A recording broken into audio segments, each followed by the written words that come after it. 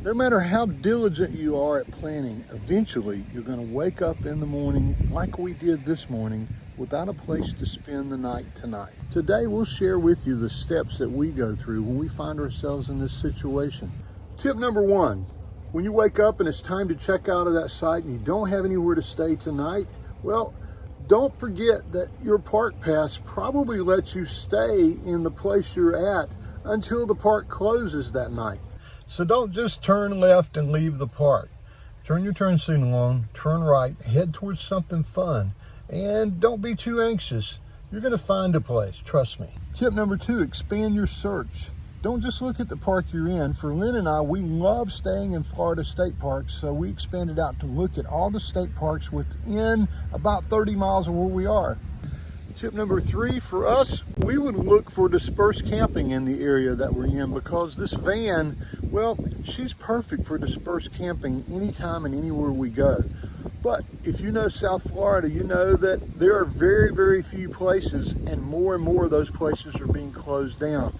The majority of them are in the Ocala National Forest area, and we're quite a ways away from there. Tip number four, we'll pull up iOverlander or Campendium, and we'll look for places that are public places that will allow overnight parking, boondocking spots that you can kind of sneak in and spend the night. Over my shoulder is the Skyway Bridge, and just last year there were people camping all up and down the rest area portion on both sides. You got people lined up all the way down the water here with generators out, slides out, vans here. This is a free place to stay, and people just come and hang out. But since then, they've really cracked down on that, because people have overused that and they've overstayed their welcome, so none of us can stay there. That kind of was our fallback, but it's not going to happen there either. And that brings us to tip number five, one that saves our bacon all the time, just like it did tonight. We'll bring up Harvest Host, and we'll look in this area to see if there are any Harvest Hosts that are around and if there's any availability. Now, if you're not aware, Harvest Host is a membership, and we'll put a link down below. We're not affiliated with them at all, but we do use their service. And like I said, it's saved our bacon a lot of times. We found a grill and brewery just over the Skyway Bridge in the direction we need to go that has an opening, and they're waiting on us to get there. They've been really nice to talk with so far, and we're looking forward to our stay at a Harvest Host.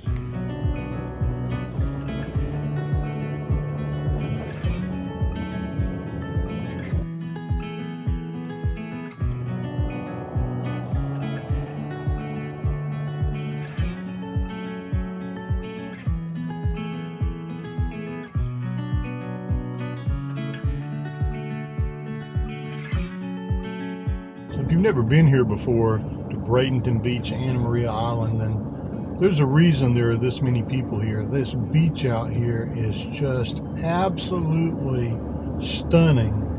White sand, perfect blue water, and this market that goes on Sundays and Wednesdays become pretty famous. So our hunt right now is to try to find a parking place for this big van. Hopefully we'll be able to. Finding a parking place right here at the market and the beach, that's not happening. We have plan B for parking. Lynn used to come to this market and had a jewelry booth here, and many times Maggie and I would come and drop her off and then go across the road to a boat ramp and go fishing. So maybe we can park at the boat ramp.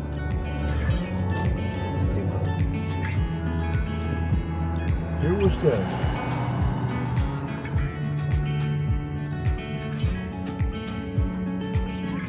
Looks like I might need to pull up a little bit. What do you guys think? So when you're not staying in a campground, you need to find something to do like we did today. You don't want to show up at a Harvest Host at 2 o'clock in the afternoon and just sit there. You may as well go find something fun to do. Now, traffic was bad, parking is horrendous, but now that we're parked, We're going to go walk on this beautiful beach, and we'll show you a little bit of that. But that's what we chose today. You know, what you choose, you may go shopping. Ellington Mall is pretty close to here. Or you may just go sit by the beach or go fishing or go out on the water. Whatever makes you happy, you know. And that's the main thing, is treat it like you're camping as opposed to just finding a place to stay. Don't throw this day away. Make the most of it. We always try to do that. And sometimes you have to be lucky when you find a parking spot, but I got to tell you, this one looks good. Nothing like having palm trees flapping in your camera. Everything's back here. Good part about this is I don't think anybody could get anything out of here if they had to. I'm putting on shorts. I'm so excited. I got sleeveless. Sleeveless shirts, shorts, flip-flops. You're in Florida, finally. Like I'm in Florida. Finally, we're in Florida.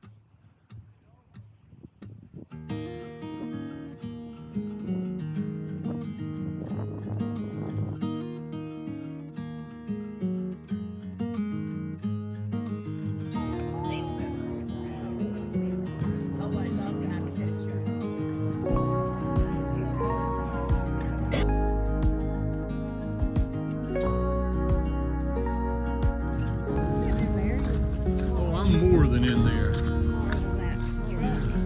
And he didn't have to leave before we a huge RV in here, but a little bitty van fits really well. Hey, favorite home. Mommy's getting you a treat. Hold on. Did it get hot in here? Here you go. Look at this. There it is. So for us, when we have a harvest host, we'll usually stop and let Maggie walk at some type of park or something before we go there, because usually there's limited area around there for her to do a really long walk. So we stopped here at this little park in Bradenton and let her stretch her legs and do her business and chase a few squirrels and dream about days when I used to play baseball. And now we're going to head over there. About 3/10 of a mile from our harvest host tonight. Turn right, then your destination will be on the right. I might want to turn here. Waypoint Bar and Grill. There it is.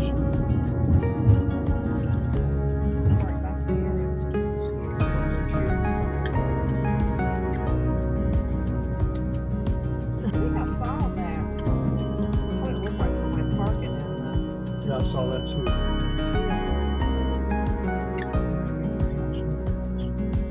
I'll go in and check in and see what we need to do and make sure we're in the right spot, and we'll rest a little bit, and then we'll go in and get some dinner. Well, this is a cool place. Ask about it. Yeah, that's So, good. it's This great, is isn't it? awesome. This Yeah, is this is a awesome. great place, man. You're gonna like it. I'm walking back out with a menu to figure out what we're going to eat, and that was the most awesome check-in process.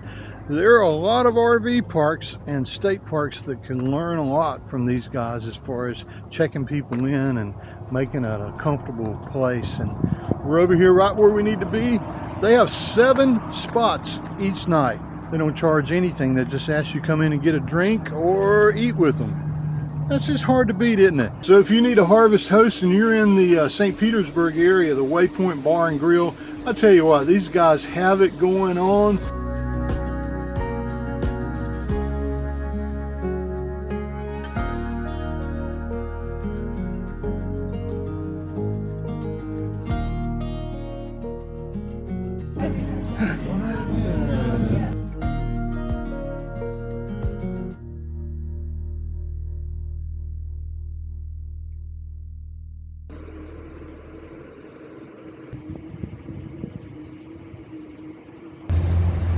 Over my head is another option for how you can spend the night, but I just cannot seem to convince Lynn that being on a sailboat for a summer would be a good thing. But being in a harvest host, wow, that's a great option. We woke up yesterday morning without a clue as to where we were going to spend the night, but we were able to find this harvest host. We like to say many times, it saves our bacon when we need our bacon saved.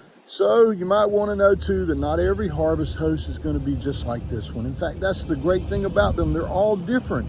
And that's a good thing, isn't it? You can figure out what you like and you can kind of mold your trip to try different things as you're going.